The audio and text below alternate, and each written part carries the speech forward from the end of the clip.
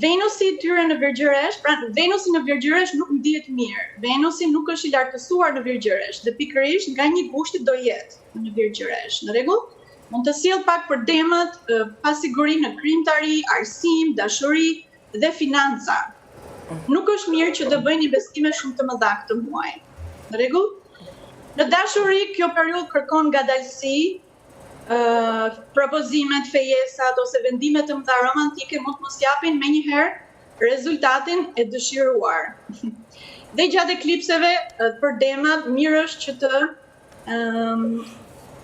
udhëtimet, kujdes me udhëtimet, blerje shtëpie, kontratat e qiras, automjetet, blerje makine, këto gjëra, çështjet e pronave, mirë është mos marrin vendime gjatë eklipseve. Në prit përfundimin. Ata binjakët? Binjakët. Vazhdojnë? Binjakët. Gushti sjell mundësi të mira për binjakët, për të ardhura, për punë, për zhvillim personal. Madje ata që merren me meditim ose ju dini që unë jam dhe instruktore meditimit Lotus Ocean, bëj falas online, dhe në fakt unë kam hapur Lotus Ocean Kosova me studentat e mi në Kosovë.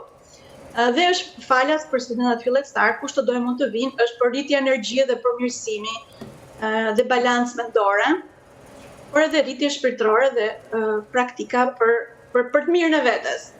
Për binjakët, Venusi në Virgjëresh, do me thënë, gjendja emocionale mund të lëkundet pak, por është e mirë në përgjithësi për punë. Ata që do punojnë gjatë kësaj muaji. Në karrierë mund të shfaqen mundësi të reja pune, për shembull njerëzit që kërkojnë një punë të re, është energji e mirë për këtë gjë, për ta. Gjatë eklipsit diellor këshillohet pra 12 gusht kujdes në komunikimin, dokumente, taksa, trashëgimia, edhe fyti ose këto gjëra, shëndeti, kujdes. Do me thënë, ta marrin me qetësi atë ditë. Gaforja? Gaforja. Rikuperim financiar, pak kujdes më shumë me martesa, shëndeti dhe vendimet, gjatë eklipseve sidomos.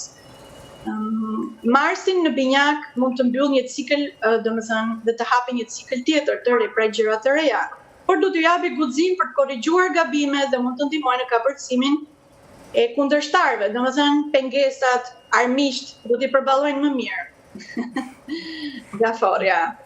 Me shëndetin, për sa i përket shëndetit, astrologjia vedike këshillon kujdes me nxehtësinë e tepërt në trup, inflamacionin dhe zakonet e dëmshme të ushqyerit. Do të rekomandoja sigurisht ushqimet vegetariane, të paktën ta marrin në konsiderat, sepse ngrënia e mishit, domethënë, e këto gjërat nuk i bën mirë për tretjen tyre. Gjatë eklipsit diellor, e fundit fare për ta, astrologjia vedike këshillon shmangjen e ndërhyrjeve estetike, botoksit, trajtimet panevojshme dentare, sepse do t'i merret kjo energji e fytyrës. Do të kenë pra kujdes me këto gjëra. Mirë është t'i shmangin në 12 gusht ose në 28 gusht. Po, më thuaj. Jem të prit me padurim Luanin, se dhe është muaj i tyne.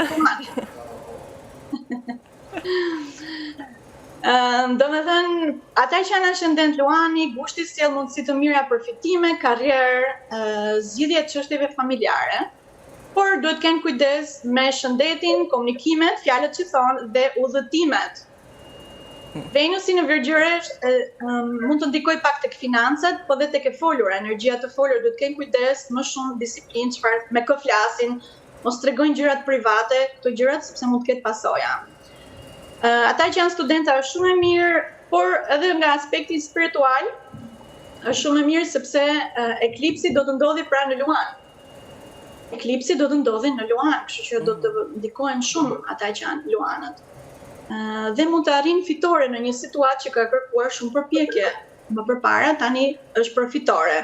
Por do të thoja është shumë e mirë për ata që janë Luan dhe dëshirojnë të kenë një guru ose mentor, nga spiritualiteti, domethënë, unë do t'ju rekomandoja meditimin Lotus Ocean, do t'i rriste energjinë e tyre më shumë.